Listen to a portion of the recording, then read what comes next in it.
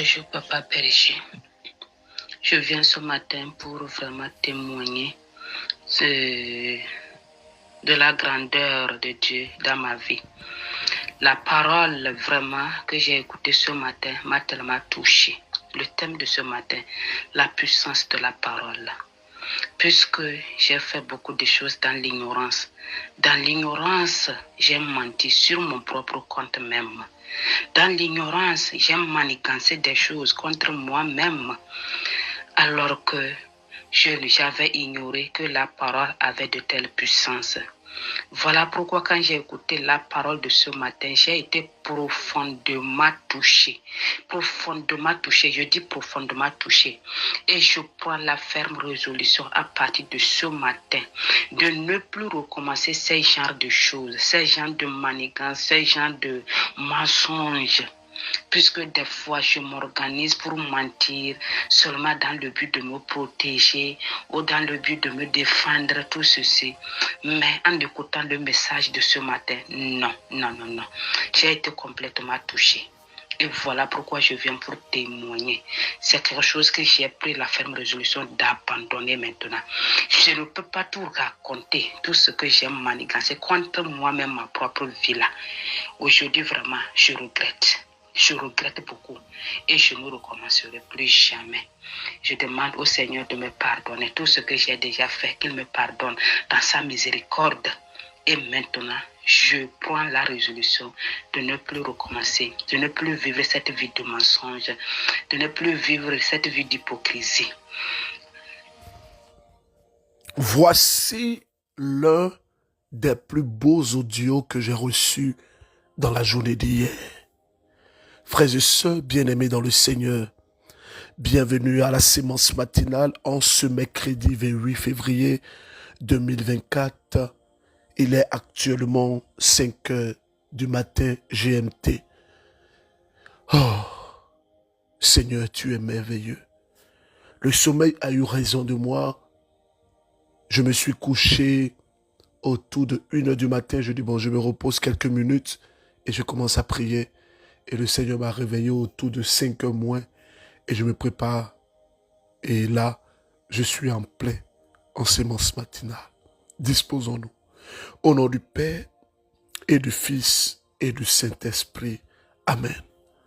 La puissance de la parole.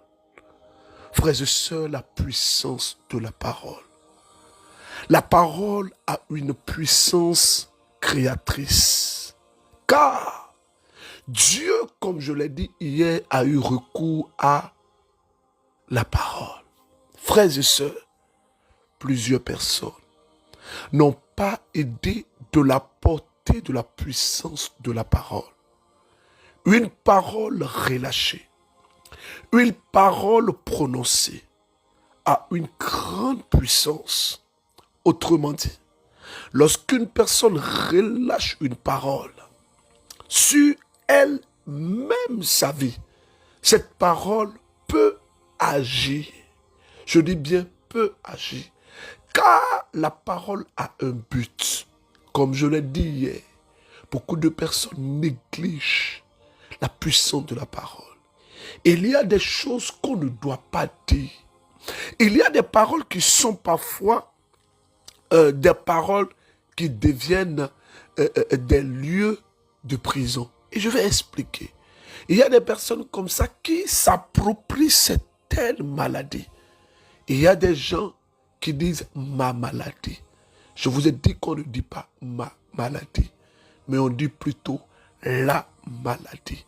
Alors, comment nous pouvons comprendre qu'une parole peut être le lieu d'une malédiction ou d'une condamnation pour plusieurs personnes? Nous avons expliqué hier le cas, par exemple, des paroles que nous prononçons lors des rapports intimes.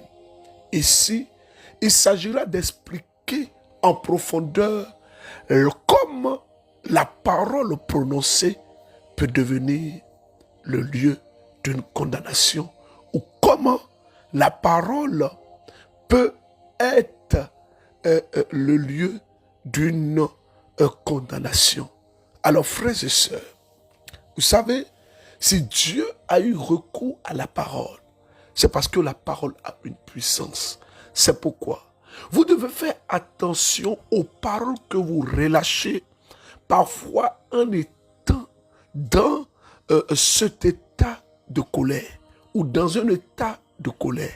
Car lorsque nous sommes en colère, l'Esprit de Dieu ne nous habite plus. Une personne en colère, il y a ce qu'on appelle la sainte colère. Mais bien des fois, les colères ne sont pas saintes. Lorsque quelqu'un te fait quelque chose comme ça, et que tu arrives à libérer une parole, cette parole, libérée et prononcée, peut être portée par le diable ou par l'ennemi pour atteindre sa cible. Bien des fois, ce sont des parents. Ce que tu me fais là, ils vont te faire ça. Ah, nous les blomions, fito les blonous caca et les blonous roumo. Et comment, tu n'as pas encore vu ce que tu m'as fait. Tu vas voir. Et parfois, dans l'état de colère, il y a des gens qui ont tué des personnes par la parole sans le savoir. Je donne toute la gloire à Dieu. Il y a un frère que j'ai rencontré, qui est venu demander pardon à Dieu. Alors je précise que lorsqu'on demande pardon, quand les audios passent et tout ça, il y a des instructions qui sont données et tout. Vous devez aller vous devez aller à la confession, qui est le lieu du sacrement de la réconciliation. Pour nous les catholiques, c'est le lieu où Dieu nous manifeste sa miséricorde par excellence.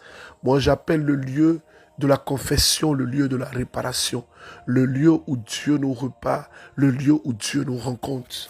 Alors ce frère, comme je l'ai dit, il a tué une personne. Comment? Oh Jésus, il vit une situation une fois. Et puis, il vivait seul avec sa fille. Et il a dit à sa fille, toi là, même si je ne t'avais pas mis au monde, c'était mieux. Même si je ne t'avais pas mis au monde, c'était mieux. Et la fille lui a dit, il faut me répéter ça, il a dit ça. La fille est sortie de la maison. Elle n'est plus jamais entrée. Quand je dis il a tué sa fille, c'est pas qu'il a mis fin à sa vie. Mais cette parole est allée jusqu'à la jointure de l'âme. Est allée dans l'âme de sa fille. Vous savez, il y a des paroles que vous prononcez qui détruisent des personnes. Il y a des paroles qui créent des grandes blessures intérieures. Il y a des paroles qui tuent la volonté de certaines personnes. Et il y a des paroles qui blessent profondément. Il y a des paroles qui brisent. Il y a des paroles qui cassent. Il y a des paroles qui enlèvent la joie dans le cœur de certaines personnes.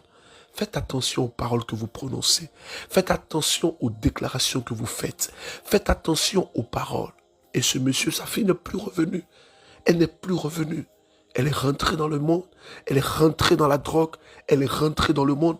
Et il est venu pour que je prie pour sa fille. Et quand j'ai parlé avec lui, je lui ai dit que tu as utilisé la parole pour détruire ta fille. Tu as utilisé la parole pour tuer ta fille. La fille aujourd'hui, elle a eu 3 enfants. Elle est dépressive. Elle est dépendante de la drogue. C'est terrible. C'est terrible. C'est terrible. Ils ont envoyé la fille dans un centre. Elle a fui, elle est sortie. La parole de ce père a détruit la vie de cette femme. Combien de personnes ont utilisé la parole pour détruire leur vie? Combien de personnes se sont elles-mêmes condamnées au travail de leurs paroles? J'ai rencontré une dame. Cette dame, par le désespoir, elle est partie en bordure de mer et elle est allée parler. Vous savez, il y a des endroits où on ne parle pas. On peut parler, mais il y a des choses qu'on ne dit pas là-bas. Il y a des lieux où il faut éviter de faire sortir des paroles. Je vais vous citer 4 lieux. Le premier lieu, c'est au bord des eaux, au bord de la mer. Les paroles que vous prononcez au bord des eaux et au bord de la mer, ces paroles peuvent devenir des paroles consécratoires. Je reprends, des paroles que vous prononcez au bord des eaux et au bord de la mer. Et il y a des gens, quand ils sont découragés, déçus, ils vont au bord de l'eau, ils commencent à parler, ils commencent à parler, ils commencent à parler, ils commencent à dire des choses. Frères et sœurs, faites attention. car la mer et les eaux sont les lieux de résidence des grands démons et des grands esprits. C'est pourquoi dans les rites initiatiques des sciences occultes, ou du moins dans le cheminement de certaines personnes aux réalités invisibles et occultes, vous allez voir que on va envoyer ces personnes en bordure de mer, en bordure d'eau, dans l'optique, dans le but de consacrer ces personnes, et ces choses vont se faire en ces lieux en prononçant des paroles. Donc évitez d'aller en bordure de mer, d'aller en bordure d'eau pour aller parler, pour aller parler, pour aller parler. J'ai rencontré une dame, elle est artiste et elle vit des problèmes terribles, et quand je l'ai écoutée, j'ai écouté cette dame, j'ai prié pour elle, ça n'a pas marché, j'ai commencé à l'accompagner. Mais on a l'impression que malgré tout ce qu'on fait, malgré les retraites, tout ça, il n'y a rien. Alors un jour, je l'ai appelée. Je lui ai dit, l'artiste, viens me voir. Elle est venue me voir. Parce que elle était au bord du suicide. Oh, elle avait entendu les témoignages au travers de mes émissions à la radio Espoir, qui est la première radio chrétienne catholique en Côte d'Ivoire, qui est la première radio chrétienne en Côte d'Ivoire. Elle a entendu les témoignages de ce que Dieu m'utilise et que des personnes sont restaurées. Je l'ai appelée. Et lors de cette ultime rencontre, elle m'a dit que vraiment, je retrouve toujours la paix lorsque je vais en bordure de mer. Que vraiment, si c'était pas ça, je t'ai perdu. Je dis quoi? Elle dit lorsque je vais en bordure de mer. Je dis répète-moi ça. Elle dit lorsque je vais en bordure de mer. Je dis bon, on va prier. Esprit des eaux, démon de la mer, je t'ordonne maintenant, au nom de Jésus-Christ, sors de ta... Il sort. Sors au nom de Jésus. Cet esprit avait pris possession de cette femme. Deuxième lieu, dans les cimetières. Il y a des gens comme ça qui n'ont pas aidé. Ils vont parfois pour les enterrements et puis on a dit de dire ceci, de dire telle chose. Et ces personnes prononcent des choses. Troisième chose, ce sont des paroles que vous dites parfois sur des médicaments et sur des potions dont vous ne connaissez pas l'origine. On vous donne et on vous dit de dire ceci, de dire cela, et vous dites ça. Vous aussi, vous dites ça. Faites attention. Faites attention. Faites attention. J'ai rencontré un couple qui ont plein d'argent. Ils sont multimillionnaires, mais ils n'ont pas d'enfants. Et quand j'ai prié pour le monsieur, j'ai vu que le monsieur, il parlait. Il parlait. Et je dis, frère, vos problèmes viennent d'une parole que vous avez parlé, que vous avez prononcée. Il dit, mais berger, je parle, je prononce toujours. Ils disent que le gars, il raconte n'importe quoi. Puis ils sont partis. Quand ils sont partis, oh, Dieu est tellement bon. Ils étaient à une activité que nous avons organisée qu'on appelle la nuit du changement. Et une parole est sortie. Il y a un monsieur ici qui s'est tenu sur une pierre et qui a dit des paroles. Est-ce qu'il peut venir? À ma grande surprise, c'est le monsieur qui vient, tête baissée, et qui me dit, frère, vous avez raison. Dieu vous utilise vraiment. Il a été dans le nord de la Côte d'Ivoire, s'arrêter sur une pierre et parler, prononcer des choses. Et ces paroles et ces prononciations qu'il a faites, ces paroles ont été utilisées par le démon qui est caché dans cette pierre-là pour le lier et pour le maintenir dans une prison. Quatrième et dernier lieu où il faut éviter de faire des prononciations, de faire et de dire des paroles prononcées. C'est lorsque vous partez parfois consulter le marabout là, lorsque vous partez parfois consulter les fétiches là, et les gens vous mettent dans un lieu et on vous dit, dites tout ce que vous voulez avoir. Dites tout ce que vous voulez avoir. Lorsque vous dites, ces paroles que vous prononcez deviennent alors le lieu d'une alliance. Le lieu d'une alliance. Et cette alliance devient alors le lieu de votre condamnation. Frères et sœurs, il y a beaucoup de choses. Vous savez, quand on parle de sémence matinale, beaucoup de personnes pensent que c'est une prière préparée ou c'est un enseignement qui est préparé. Je donne toute la gloire à Dieu. Je suis dans la vérité, je suis en train de parler au nom de Jésus. Là, comme je vous ai dit, je me suis réveillé il n'y a pas très longtemps. Je me suis réveillé et j'ai commencé à prier. Et je suis en train de faire la sémence matinale. Ce sont des inspirations et des récits et des prédications que nous faisons sur la base des expériences que nous avons eues, des choses que nous avons vécues et de l'inspiration de l'esprit. Frères et sœurs, à partir du lundi 4 jusqu'au dimanche 10 mars, je ne connais pas ton programme. Si tu es en Côte d'Ivoire et que tu vis des choses et que tu aspires à la révélation et que tu désires expérimenter l'amour de Dieu qui restaure, qui transforme, qui touche. Si tu es au Bénin, si tu es au Togo, si tu es au Ghana, si tu es au Nigeria, fais l'effort de descendre. Shalom Papa Berger, j'espère que vous allez bien. Moi je vais bien.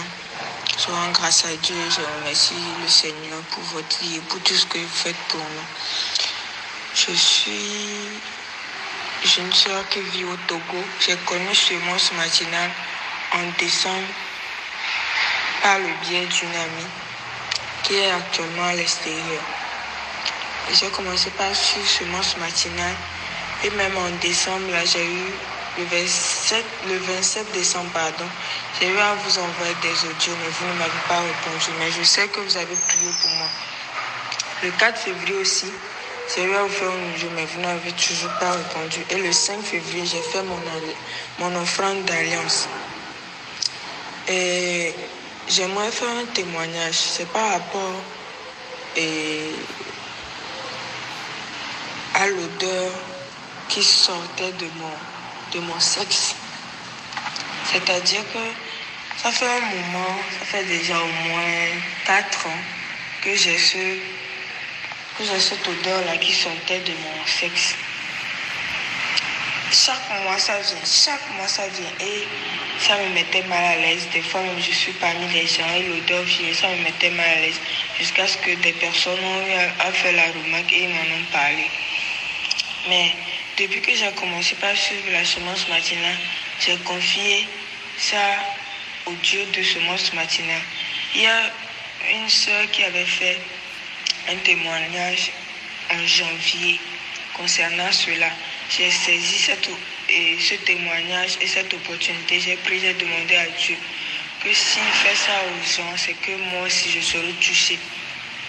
Et je peux dire que depuis le mois de janvier, je n'ai plus ressenti l'odeur là. J'ai attendu le mois de février pour voir si ça va venir.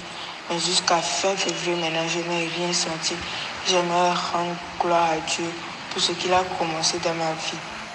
Frères et sœurs, nous savons que cette semaine du 4 et du 10 mars, c'est dans quelques jours, l'Esprit est en train de te parler. Tu hésites, tu es en Côte d'Ivoire, c'est à toi je parle. Tu hésites, tu peux venir, c'est à toi je parle. Il y a des rencontres que Dieu permet. Ce temps, c'est une fois l'an. Tu es membre de notre ministère, tu vis des choses, tu nous écoutes, tu es en Côte d'Ivoire, tu vis des choses. Vous savez, quand on parle de la sémence matin, je vous invite humblement aujourd'hui, suivez les instructions. Suivez les instructions. Suivez. Aujourd'hui, choisis 50 personnes à qui tu n'as jamais envoyé sémence matinale et tu leur envoies ça. Shalom, berger. Je vous avais envoyé des messages, j'espère que jusqu'à présent, bon, je sais que vous l'avez lu et vous avez beaucoup de messages à lire aussi. Vous ne pouvez pas répondre tous les gens. Et berger, j'ai fait l'offrande, mais... Je vous invite à écouter avec beaucoup d'attention le témoignage de ce frère qui nous laisse ce témoignage depuis le Sénégal. Écoutons. Berger, je veux de votre aide. par la grâce du Seigneur, que vous priez pour moi, s'il vous plaît. Je suis un homme de tenue, je suis au Sénégal. Oui, je portais beaucoup de gris-gris, beaucoup même de gris-gris. Et je fais partie parmi ici au Sénégal, parmi les ethnies les plus traditionnelles, je peux dire, qui vivent de la tradition et tout ça. Mais j'ai décidé d'arrêter tout, j'ai enlevé tous mes gris-gris lorsque j'ai commencé à suivre le semence matinale. Et berger, je vous en prie, parce que j'ai été sélectionné 2 fois, on m'a enlevé. On m'a enlevé pour... J'ai été sélectionné pour une mission, pour aller en mission, mais on m'a enlevé 2 fois. À 2 reprises, on m'a enlevé. Donc, du coup, bon, il y a un de mes amis qui m'ont donné semence matinale à qui je demandais souvent des prières et tout ça. Bon, mais lorsque j'ai commencé à suivre le semence matinale, bien, je vous jure que j'ai tout abandonné, j'ai tout, comment dirais-je, j'ai pris un couteau et j'ai coupé tous les gris-gris que je portais. Les autres, je les détachais et j'ai tout laissé. Oui. C'est un témoignage de confirmation de la puissance de la parole de Dieu qui est relâchée dans la sémence matinale. Alors ce matin, disposons-nous et laissons le Seigneur nous toucher par sa grâce et par sa puissance. Oh, disposons-nous s'il vous plaît. Disposons-nous. Le Seigneur veut nous toucher. Au nom du Père et du Fils et du Saint-Esprit. Amen. Lora bashata la broso kotolo basha. Le kante le brasha ta ta ta ta ta ta ta. Solo balakata la brasha ta ta ta ta. Seigneur notre Dieu, nous avons besoin de toi. Nous avons besoin de toi, Seigneur. Nous avons besoin de toi, Seigneur. Nous avons besoin de toi. Ô Père, nous demandons ta grâce. Je vais prier ce matin afin que la grâce de Dieu touche toutes les personnes qui nous suivent et qui aspirent à la transformation. Oh, je vais prier. Disposons-nous et laissons le Seigneur nous toucher.